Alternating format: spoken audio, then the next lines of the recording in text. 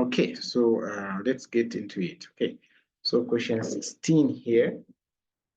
Question 16 here, they're saying determine whether the following functions are even, odd, or they are both. Okay. Okay, so how do you test a function to know that it is even, or how do you test a function to know that it is odd? So you have to know the formulas to use. Okay, so if a function is even, it must satisfy the following property. Okay, so if a function is even, then it means that f of x, okay, will be equals to f of minus x. Okay, so meaning if you get the function that you've been given, you substitute x, okay, and you also get that same function, you substitute minus x. The value that you should get, they should be the same. So if that is achieved, then you say that my function is what? Even. And then if your function is odd, then it means this property should be satisfied. So if your function is odd, it means that the f of minus x, okay, should be equal to minus of f of x, like this. Okay, so if this property here holds, then you conclude that that function is what? Odd. So if neither of these two odd, okay, if you try this one here, it does not satisfy the even property.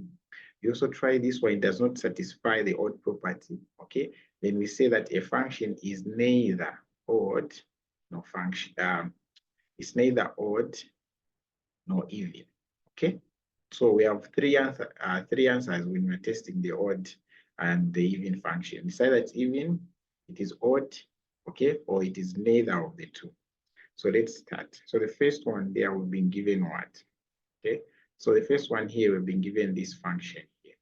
So f of the modulus of x plus 4. So is this function even, okay, or is it odd? So let's find out. So we have been given f of x is actually equals to the modulus of x and then plus 4. So what we are going to do here, we're going to substitute x into this function, okay? So if we substitute x into this function, it will just be the same function, right? So it will be equals to the modulus of x and then plus 4. To be the same, won't change. So what is the modulus of x? The modulus of x is x and then plus what? 4. So whatever is in the modulus here, when it comes out, it should be positive like that. Okay, so this is our first substitution. And then our other substitution will now be f of minus x like this. So it means wherever there's x, I'm putting a minus x. So I'll put modulus of minus x and then plus what? 4. So we know that the modulus here makes everything positive, right? So this will be x plus 4. Okay, so now you ask yourself, is my f of x here equal to my f of minus x? Okay, so we see that these functions here, they are just the same. This is 4 plus x, even this one is 4 plus x. But how did we get this? We got this by substituting a minus x, okay, which was this, and we got this by substituting just x there. But they have given us the same answers, okay? So if this property is satisfied, then we conclude that our function f of x is what? Even. Okay, so it means our function there is even. Okay, so that's how you test. So if you have any question, please feel free to just unmute yourself and then you can ask me. Don't type in the comment section. I'm not able to see the comments from this side. Okay, unless I move from my screen. All right, so the next one there, we're testing f of x. This is b now. So b, they're saying f of x is equals to 4 to x to the power 4 and then plus what? 3. Okay, so when you substitute x into this function, it will give you the same thing. So f of x there, it will just be the same x to the power 4 and then plus 3. It will be the same.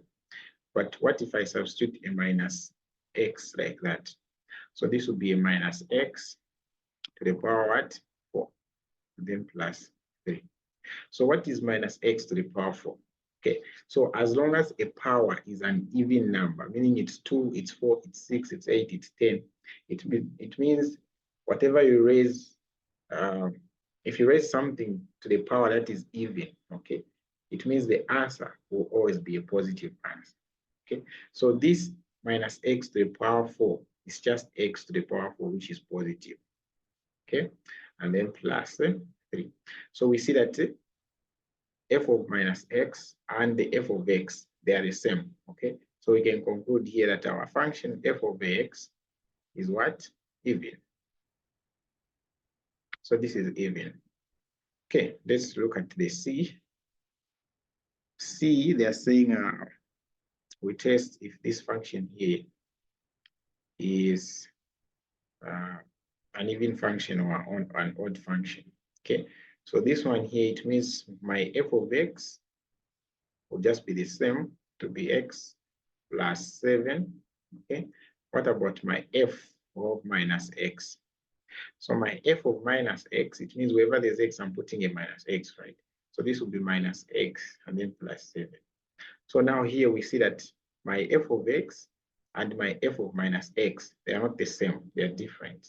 Okay, so if these guys are different here, we can say that this function here is not even. But before you do that, you always have to check if it's odd. Okay, so for odd, we said we have to find f of minus x, which is just this guy here. So it will be minus x plus 4. And then the other one should be minus f of x. Okay, so in testing for odd, notice that one has the minus sign inside with the x, and then the other one has what? The x outside the function. So this means that we're just multiplying a minus to this function here, f of x. And we see that f of x is this guy here. So we have a minus outside, and then in the brackets, I'm going to put x plus 7. Okay, so this will give me what? If I multiply this minus with this x, this will just be a minus x, and then minus 7. Okay, so this is the minus of f of x, and then this is the f of minus x. Okay, we see that these two, they are not the same as well, because this one is minus x plus 7, this is minus x minus 7. So we see that both tests for the even and for the odd have failed. Okay, so if both tests have failed, then it means that your function is neither odd nor what? Even. So you can conclude, you say f of x is neither odd nor even. Okay, neither odd, I'll just write or even like this. Okay, so that's the answer there. Okay, so any questions there on testing if it's odd or it's not? Okay, so recap, we said if it's even, okay, then this property should be satisfied. F of x should be equals to what? F of minus x. And then if it's odd, said f of minus x, okay, should be equal to the minus of f of x. Okay, so just simply have to check these two properties there. Okay, so it means if there are no questions there, I'll go to the next question, because the other one you can check using the same procedure there. Okay, so you can just substitute. So you can find these ones and these ones, you try them out. Okay, I've sent the answers to these questions in the group just from sending them. So you try them out and then you confirm with what I found. Okay, so we'll go to question 17 now. Okay, we'll go to question 17, where they're saying prove whether the following functions are one-to-one. Okay, so for you to prove that a function is one-to-one, there's a rule that should be satisfied, right? Okay, so if your function is one-to-one, then the following should hold. Okay, so if I have my f of x here, and then I want to show that this f of x here is one-to-one, then it means if I substitute a into this function, okay, and then I substitute b again into that function, okay, so f of a should be equals to f of b, okay, and then from this f of a is equals to f of b, the equation a is equals to b should come out, okay. So if you have f of a being equals to f of b, and then once you simplify your expression, we end up with a is equals to b. then we conclude that our function is 1 to 1. Okay, our function is 1 to 1. So this is what we are going to use. Okay, we are going to be substituting a into the given function, and then we substitute b, and then we equate them. We see that we see if we can reduce it to a is equals to what? To b. If we can reduce it to a is equals to b, then we are going to conclude that that function is what? 1 to 1. If we are not able to do that, then we are going to say that that function is not 1 to 1. Okay, so let's do that. So the first question here was what? The first question here was f of x is equals to x to the power 3. So is that function a 1 to 1? Okay, so we have f of x, which is equal to x to the power 3. So we want to show that this function here is 1 to 1. So what are we going to do? We are going to say f of a. So it means wherever there's x, I'm going to be putting a now. So I can see an x there. I'll put a to the power 3. And then I also find my f of b. Okay, so f of b, it means wherever there's x, I'm putting b now. So this will be b to the power 3. And then let's equate these two functions. So it will be a to the power 3 is actually equals to b to the power 3, I mean. And then from this one here, we see that we are just going to get the cube root of this guy. Even here, we're going to get a cube root of that guy. So if you get the cube root of this guy, it means the cube root and the power 3 is going to cancel. So we end up with a is actually equals to what? To b. Okay, so we see that the condition there, a is equals to b, is satisfied. So we can say that our function f of x is equals to x to the power 3, okay, is 1 to 1. Okay, is 1 to 1. So if you want, you can use what we call as what do we call that? What we call as the horizontal line test. Okay, if you are given a graph and then they ask you, is this function 1 to 1? You can actually tell from the graph. So you use the horizontal line test. So the graph of this guy here, okay, x to the power 3 looks something like this. So if I draw my axis like this, x to the power 3 looks something like this. Okay, and then it goes like that. So this is the graph of x to the power 3. So from this graph, we can tell that this function is 1 to 1. Why? Because if I draw any horizontal line anywhere here, this horizontal line will just meet this graph at only one point. Okay, so it means that that function is indeed 1 to 1.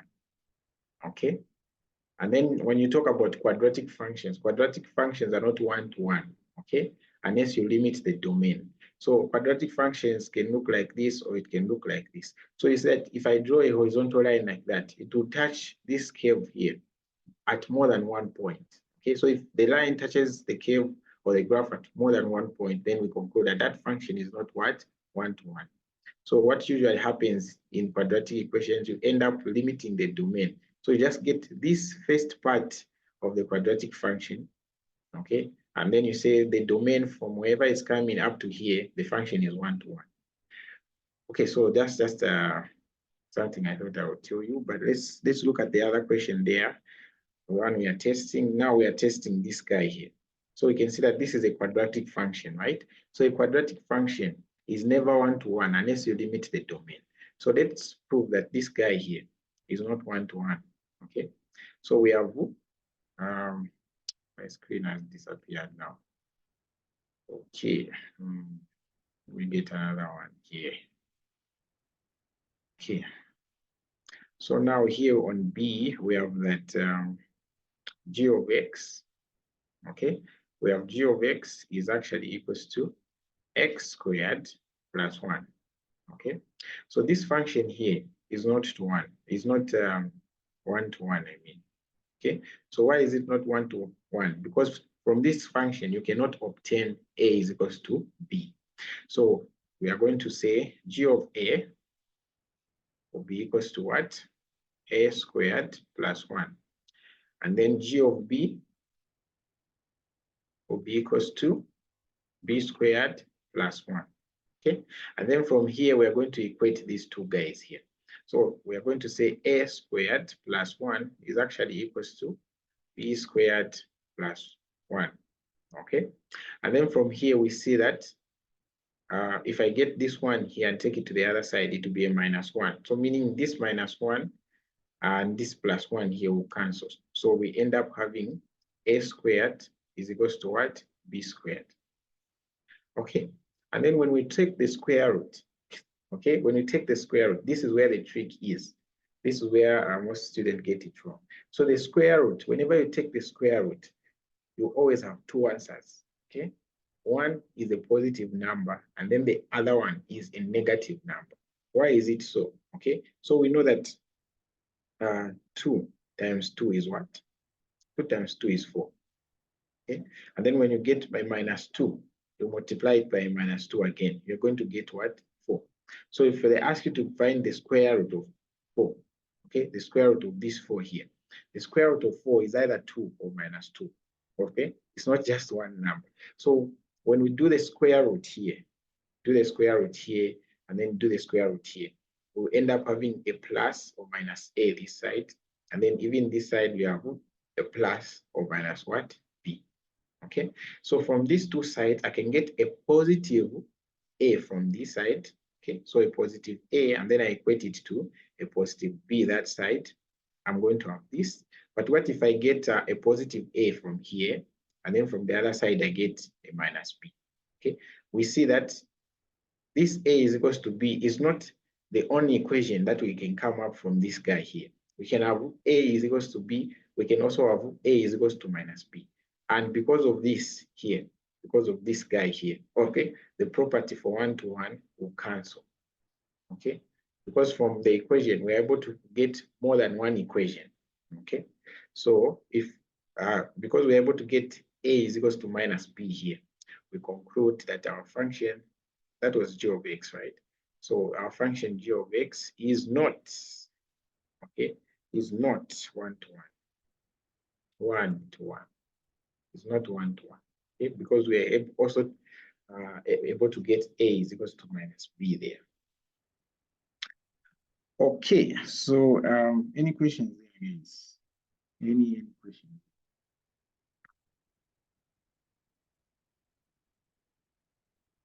Okay, let's solve C because it looks a bit complicated because there's a fraction here. So we have x minus 7 and then x over 4. Okay, so we have h is equals to x minus 7 divided by x plus 4. So when we substitute a and b here, we're going to have a minus 7 divided by a plus 4. Why did I write x here? I'm supposed to write a there. So here there's a now because I'm substituting a. So this should be equals to b minus 7 is over b plus what? 4. Okay, and then from here we see that we can cross multiply here. So we are going to have a minus 7 and then b plus 4 is equals to a plus 4, and then we are multiplying this by a b minus what? 7. So this is what we have from there. Okay, and then what can we do? So we expand. So a multiplied by b, we are going to have ab.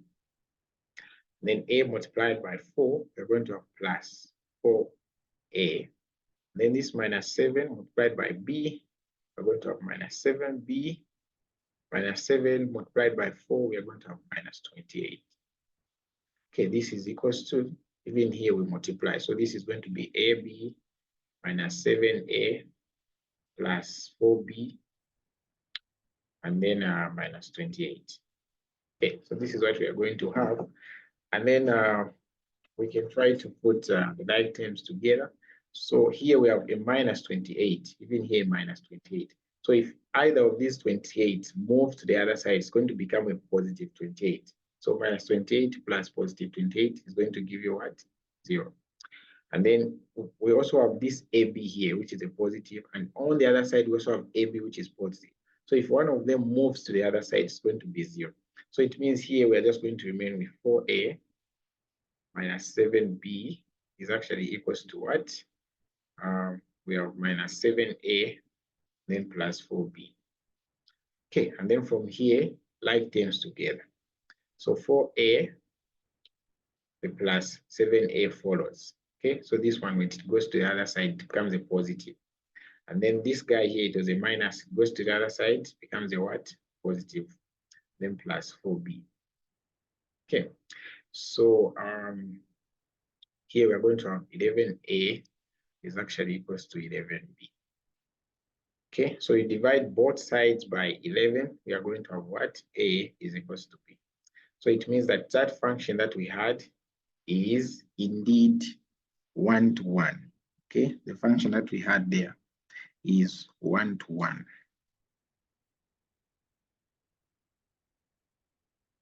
Okay, so any questions, guys? Any questions there?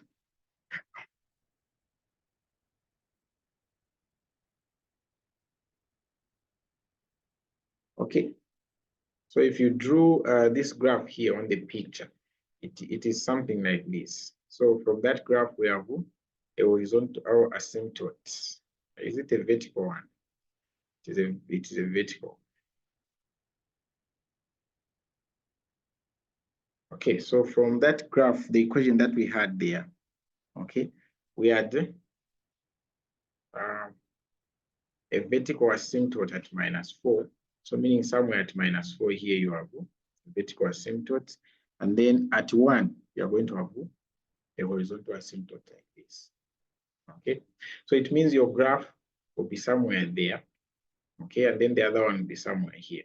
So if you draw a horizontal line anywhere here, okay, it's not going to touch these two graphs at the same time. So if I draw this graph, it will only touch this at one point. Okay, I draw this horizontal line, only one point. Draw this, only one point. So that shows you that the function is what? It's a 1-to-1. Okay, are we together, guys? So talking to myself. Yes, sir. Together, sir. All right. Okay, so let's look at question 18 now, where we have some graphs for the modulus function. Okay, so the easiest way to sketch these modulus graphs, okay, if they are linear or they are, what can I say? Okay, so some of them you can use transformations, okay, and then some of them you can just graph the normal equation, okay. In the case of quadratic equation, just graph normally the way you graph quadratic equations, okay? And then whatever part is in the negative axis there, you just reflect it into the what? The y-axis. Because the modulus, remember, makes everything positive, okay? And then the others, you can use what we call as transformations. So the first two there, the A and B, okay? We are going to use transformations because they are linear in nature, the function. And then C, it's a quadratic equation. So we can graph the quadratic, and then now we just reflect the negative part into the positive axis. And then D there, we can also use transformations. And then even the other one here, the F, we can also use transformations. So let's graph these, okay? So when you are graphing modulus functions, it is very important, okay, to know the graph of the modulus of X. Because from the graph of the modulus of X, it will be the backbone for all the graphs that you can draw, okay, that have the modulus sign. So we know that modulus makes everything positive, right? Okay, so this graph here, f of x is equals to modulus of x. I said this f of x is the same as y. So this is the same as y is equals to what? Modulus of x.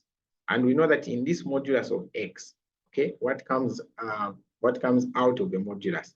We know that it is a positive x and a minus x.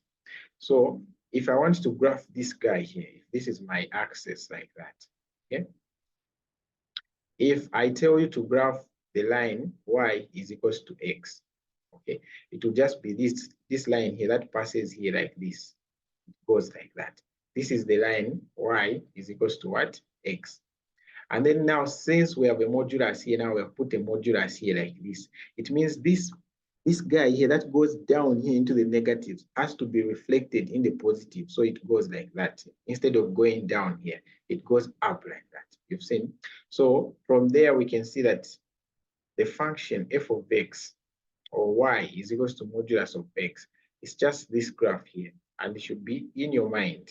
Okay, you have to know that the graph of the modulus of x is just this guy here. This is the graph of the what? Modulus of x. And then from this modulus of x, we can apply transformations. Okay, so the transformation can either move this graph to the right, it can move this graph to the left, or it can move this graph up, or it can move this graph what? Down. Okay, so if to this function now we start adding things, okay, so if what you are adding is inside this modulus, okay, if what you're adding is inside this modulus, then it means the shift has to be either to your right or to your left. And then if I'm adding something that is outside this modulus, it means your shift should be up or down. Okay, so we are going to see that as we solve the question. So the first one here, let's graph. So we have been given that was the modulus of what? The modulus of x, and then outside we have a minus 4. Okay, so this, we are graphing modulus of x, and then outside minus 4. So I said if what they have added is outside this modulus, okay, then this shift is either up or down. So if there's a negative here, it means your shift is down. If there's a positive, it means your shift is what? Up. But if what they added is inside, it means the opposite. If there's a minus there, it means the shift will be to the right. If there's a positive, it means the shift will be what? To the left. So how can we sketch this? So we start from the back one. Okay, so we write this as our x or y plane, like that. So we say this is my y, that is my x. Okay, so we know that the graph of the modulus of x here is just this guy. Okay, should always be in your mind. So we have sketched, okay, the modulus of x. But now to this modulus of x, we are moving down by what? 4 units. So what is going to happen? It means this graph here is going to move. So here it was at 0, right?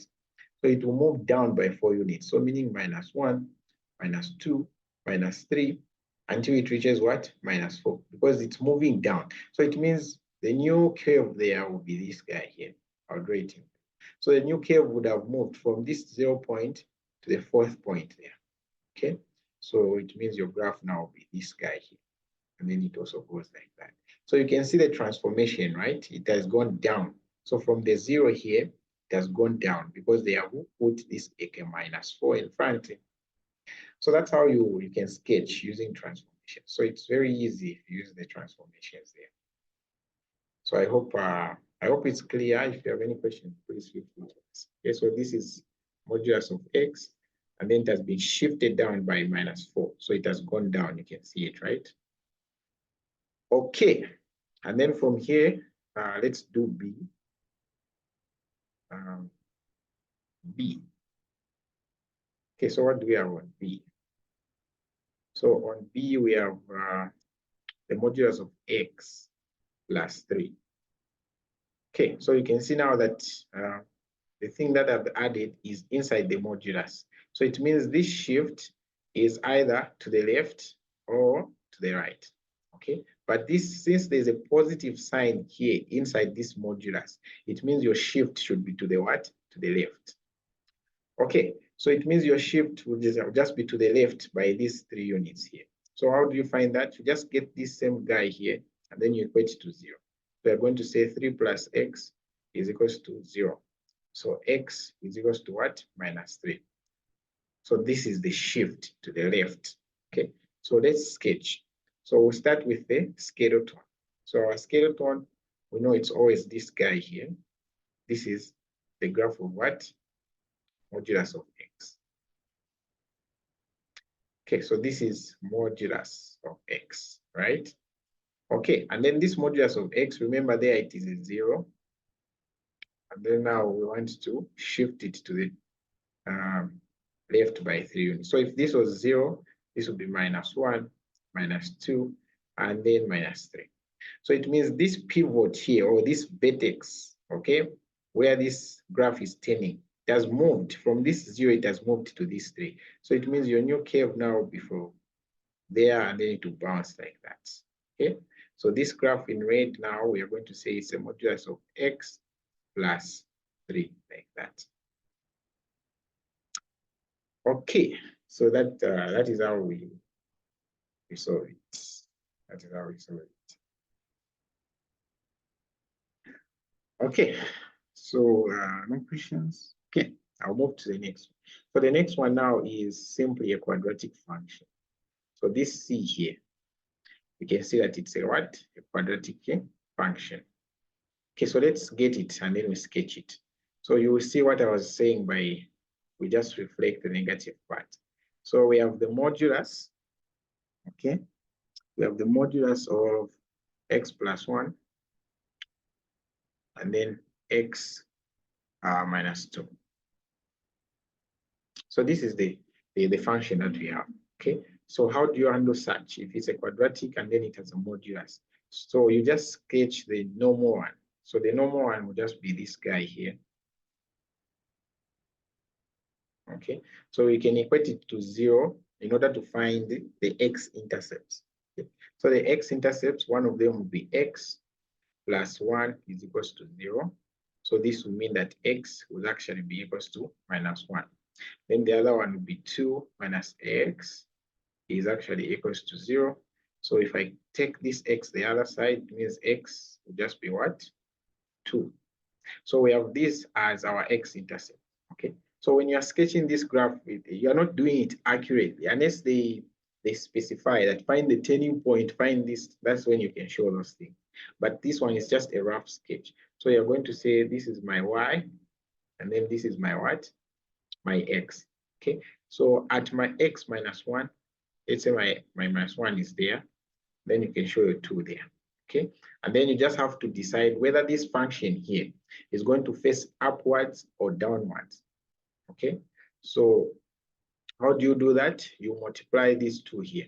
So this guy here, x multiplied by minus x is going to give you a minus x squared. So if a coefficient of x squared there is less than 1, or I mean it's less than 0, okay, it means your graph should have a maximum point. So it means this graph goes like that.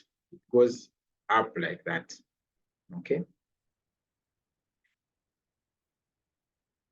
Okay, so it means if I draw my graph here, it will be this guy here. And then it comes down like that, okay? So this is the curve, okay, from this guy. So this is the normal curve now. So if now we want to draw the one for the modulus, okay, we are going to reflect whatever is in the negative, okay, whatever is below the x-axis. This is the x-axis here. So whatever is below the x-axis, we're going to reflect it into the positive axis, okay? So this guy, he was coming like this, going down, okay? But since immediately you pass the x-axis, this part here is negative, but in the modulus, we don't have a negative. So it means here, this one here will go like that, okay? Even here, this one here will go like that. So it means your curve will be this one, starting in blue, then it goes like that. It comes down like that, and then it goes like that, okay? So this curve here in blue, the one that I've written in blue here, is the sketch for the function that we have there, okay? So you see that it's very easy. So you just sketch the normal way, and then you reflect whatever you have in the negative to the positive what? Axis. Okay.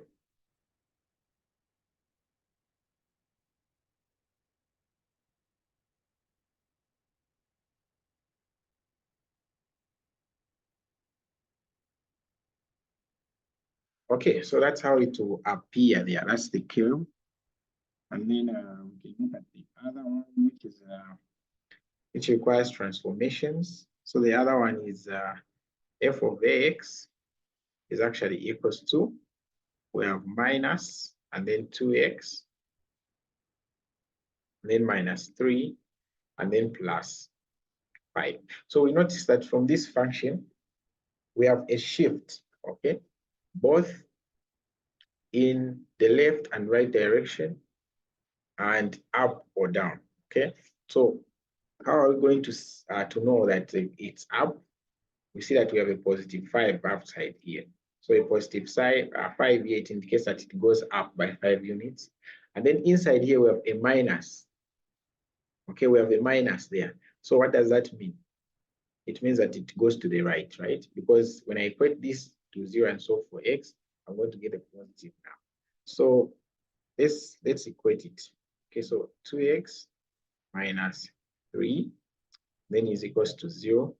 This will just be x is equals to what? 3 over 2. Okay, so it means our vertex that was at 0, it will move to 3 over 2, which is approximately, not approximate, which is exactly 1.5. Okay, so that is 1.5. And then from this graph here, also notice that we have a minus outside this modulus. Okay, this minus here. So what does the minus do outside the modulus? Okay, it will, if the graph was facing upwards, it will make it face down. If the graph was facing downwards, it will make it face up. Okay, that's the purpose of this negative. So let's do it step by step. So we are going to start from the skeleton one. Okay, so the skeleton one, it says that this here is my graph of the modulus of what? X. Okay, but this modulus of x has been shifted to the right by how many units? 1.5. So if that was my 0, let me draw it in red. So if this was my 0 here, okay, so it means this vertex here, from this 0, it has moved to the right, okay, by how many units? 1.5. Okay, so it means that now my graph will go like that. If you want, you can put the 3 over 2 here. So this graph here that I've drawn in red, it's my graph of the modulus of 2x minus what? 3. Okay, and now that this modulus of 2x, we can see that it has a minus in front. So that minus, it flips the graph. Okay, it flips the graph. So meaning that what? Meaning that this graph is facing up, but since I have a negative outside there, okay, it's going to face down like that. So what we have is now going to be this guy here. So let me use a different color, I think, so that we see all the graphs. So this now is going to be like that. Okay, so you can be sketching this in pencil. So this is the graph of minus of 2x minus 3. Okay, so we can see that from the skeleton, we're able to come up with these graphs step by step. Okay, this in blue was for the modulus of x. This in red was for the 2x minus 3. And then this one here, it is for the minus of f of x minus 3 modulus, right? Okay, and then now we apply the 5 units up. Okay, 5 units up. Okay, so we're still remaining with this shift here. So if here, okay, because here now we are in the y values, so it means y here it's still 0, right? So we're going to move up by what? 5 units. Okay, so if this was 0 here, this is 0, we are going to move to the 5 there, like that. So meaning this will move somewhere there. Okay, so remember, these are just sketches. So it means the final graph that will represent that function will just be this graph here, the yellow one. Okay, so this yellow one here will represent the whole lot of the graph, the function that we have. So minus 3 and then plus 5. Okay, so this yellow graph here. Okay, are we together, guys, on how to do these sketches?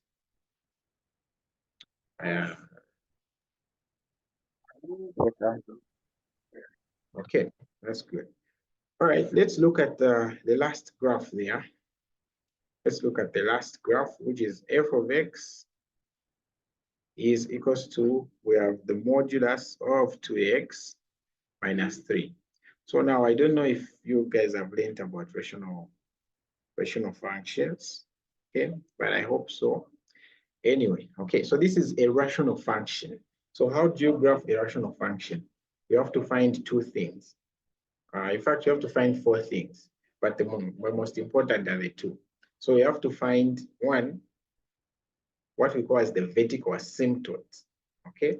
And then 2, the horizontal asymptote, and then 3, you have to find the x-intercepts, and then 4, you have to find the y-intercepts. Okay, so if you have those 4, you'll be able to graph your rational function. Okay, so how do you find my vertical asymptote? Okay, so an asymptote is just that line that the graph will never touch, but you keep on getting closer and closer to that line. Okay, so the vertical asymptote, we say we equate whatever we have in the denominator to 0. Okay, and then we solve for x. So we are going to sketch the rational function normally, and then we're just going to reflect whatever is in the negative because we have these modulus, right? So it means my vertical asymptote is 4. And then horizontal asymptote, how do you find it? Okay, so you say horizontal asymptote is equals to y is equals to, and then you divide the coefficient of x on top with the coefficient of x down. So the coefficient of x on top here is what? 2. Then the coefficient of x down here is what? 1. So it means your horizontal asymptote will just be y is equals to what? 2. And then from there you can find your x-intercepts and your y. So x-inter. So when you're finding your x-intercepts, okay, it means that your y is actually equals to 0. And remember, I said y is the same as what? F of x. Okay, so I'm going to ignore these bars, and then I'm just going to say 0 is equals to 3x minus 3 divided by, 2x minus 3 divided by x minus 4. So what will this mean? First multiply, you have a 0 is equals to 2x minus 3. And then you solve for x. Okay, so if I solve for x from here, I'm going to find that my x is actually equals to 3 over what? 2. So this is my x. So it means your y-intercept, your x-intercept there is at 3 over 2, which is the same as 1.5, 0. Okay, and then you also find your y-intercept. So your y-intercept, it means that your x is equals to what? 0. So wherever there's x in this function, I'm just going to put 0. So it means my y-intercept will be equals to what? So if I put 0 here, to be 2 multiplied by 0 minus 3, which will just be the same minus 3. And then down here, it will be 0 minus 4, which will be the same minus 4. So minus 3 divided by minus 4, it will just be 3 over what? 4. So it means my y-intercept, it is at the point 0, 3 over 4. So meaning close to 1, because this number here is 0 point something. So we have the 4 things that I stated when I was starting. Okay, we have the horizontal asymptote, vertical asymptote, y-intercept, x-intercept. So we can graph this rational function normally. Okay, and then after graphing it normally, we are going to reflect whatever is in the negative to the positive side, because we have these moduluses here. So let's sketch this now. Okay, let's sketch it. So this is going to be my sketch like that. What was my x is 4, my y is 2. Okay, so it means this graph, let's move it a bit this side here. Okay, so this is my y axis, and then I have my x axis like that. So this is my x, this is my y. Okay, so at x is equals to 4, I'm going to draw a horizontal, a vertical asymptote. Okay, so if this is my 0, 1, 2, 3, 4. So at this 4 here, I'm going to draw a line, which is my vertical what? Asymptote. So I'm going to label it as x is equals to 4. And then on the y's, I'm going to go 1, 2. So at 2 here, I'm also going to draw a horizontal asymptote like this. It goes like that. So this is my horizontal asymptote, y is equals to what? 2. Okay, so once you draw your asymptotes now, you just plot the intercepts. So the first one here was 1.5, 0. So where is 1.5? So if this is 1, so it means 1.5 is somewhere here. Okay, so you just plot a point there. And then where's my y-intercept? It is 0, 3 over 4. Okay, so 3 over 4, it's what? 0.8 something, right? Yeah, so 0.8 something is before 1. So before this one here, we have a 0.8 something like that. Okay, so it tells you that the graph should pass through this point and pass through this point. Okay, but it should never meet this line.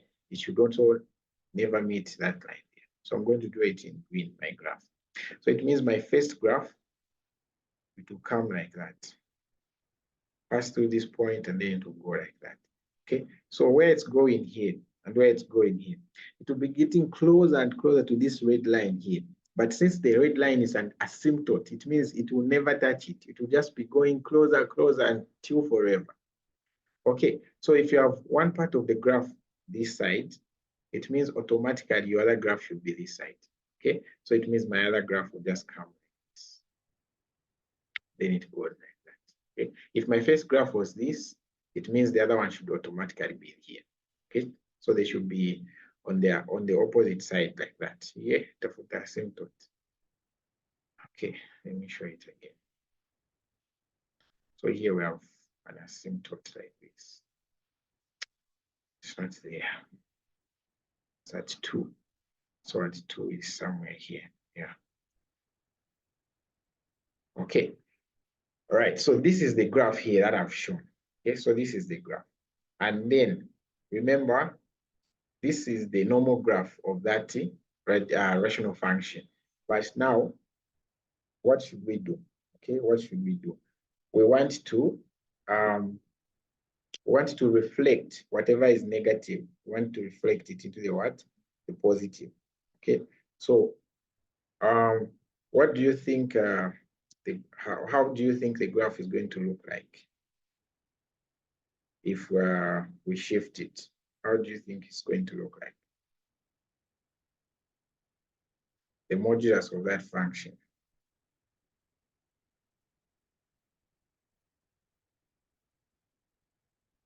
Come on, guys, you don't have an idea. Huh?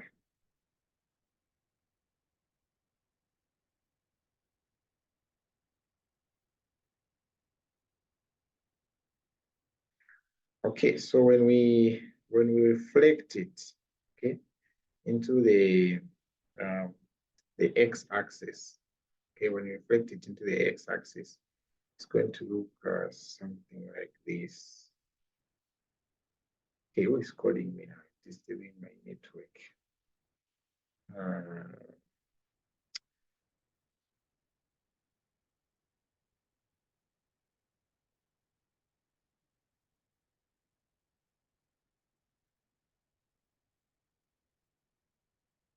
Okay, so it means here we're just reflecting this guy here.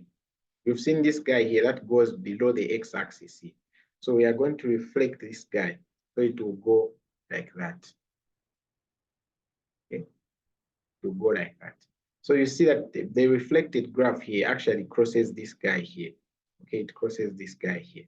So it was going down like that, but since it is the modulus that we want, it means it will be reflected up and it will go like that. So it will never meet this it will never meet this graph here, okay? But it will cross this guy here because it has been reflected, okay? So this is the graph of that function that we had, which was 2x minus 3 and then divided by x minus 4. So this is how you sketch it. Okay, any questions there, guys? Any questions?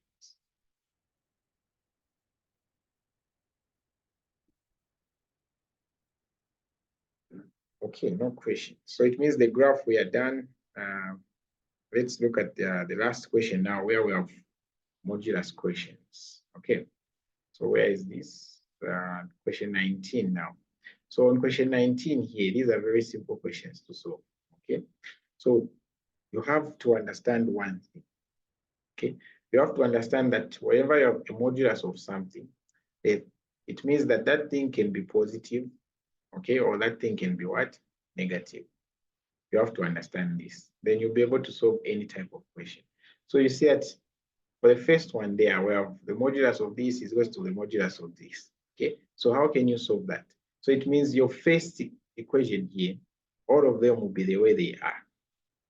To be like this is equals to 2x plus 8. Okay, and then you can solve this to find your value of x. And then the second one, it means one of these should be negative. Okay, so you can put the first one to be constant with a positive. And then on the other one, this one here, you add a minus now, like that. Okay, and then you solve.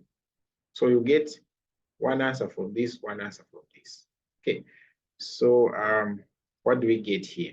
So from the first one here, we see that we have 3x, 2x. So this 2x here, when it goes this side, becomes a minus 2x, right? So 3 minus 2x to just give you x is equals to, and then this minus 3, when it goes to the other side here, it becomes a positive. So it will be 3 plus 8. So it means your first answer there is x is equals to 11.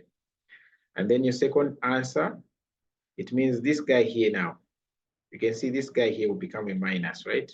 Because when I distribute this, it will be minus 2x plus, minus, it should be minus there because we're distributing the negative, right? So it will be minus there. So I have minus 8, okay? And then like terms together now. So I have 3x here, this minus 2x here, when it goes to the other side, what does it become? Okay, so let me write. So it becomes 3x plus 2x. And then on the other side there, what do we have? Okay, on the other side, we have minus 8 already. And then this 3 here goes to the other side, so it becomes plus, right? So it means from here, we are going to get what? We're going to get 5x is actually equals to minus 5. So we decide both sides, it means your x will be equals to what? Minus 1. So the answers to this first question here is just 11 or minus 1. Okay, so any questions there? I hope no one is lost. Any questions there?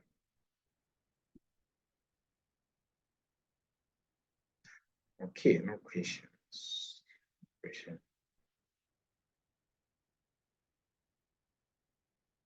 Okay. All right, so let's look at the other question now. Okay, let's look at the other question. So now we are looking at question B there. Okay, so let me write it here. So on question B, we have this scenario.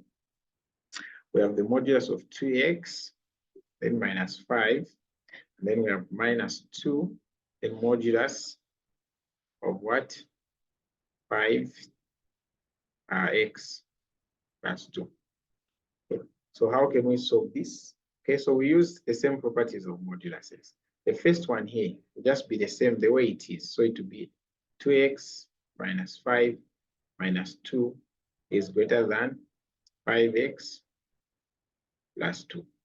Okay, so from here we can get our x, right? So this is 2x. This one here comes this side to be minus 5x is greater than or equal to, I am a 2 here. This 2 follows to be plus 2. This 5 follows it to be plus 5. So it means from here I have a minus 3x is actually greater than or equal to 9. Okay, then you divide both sides by a minus 3. So when you divide a minus 3 and you're dealing with inequalities here, it means what? It means this sign will change. Okay, so if I divide by minus 3 here, even that side I divide by minus 3, it means I'm going to have x is less than or equal to minus what? 3. So this here will be your first answer. Okay, when you just solve them the way they are, you just remove the bars. And then the other one now, you have to introduce a negative on this guy here on your right. So it means we are going to have 2x minus 5 minus 2 is greater than equal to minus of the one that we had this side. Okay, so from here we are going to have 2x minus 7 greater than or equal to minus 5x plus, that should be a minus, right? Because we are expanding the minus. So minus 2, like terms together. So it will be 2x plus 5x greater than or equal to minus 2 plus 7 there. So here we are going to get 5x. Hey, we're going to get 7x. What has happened to my math? So we're going to get a 7x here, which is greater than or equal to a 5. So it means divide by 5, 7, divide by 7. So it means your x from this guy here would just be greater than or equal to what? 5 over 7. So this is your second answer here. Okay. So remember our first answer was that x is less than minus 3. And then you say, oh, my x should be greater than 5 over 3. Okay, so these are your answers here.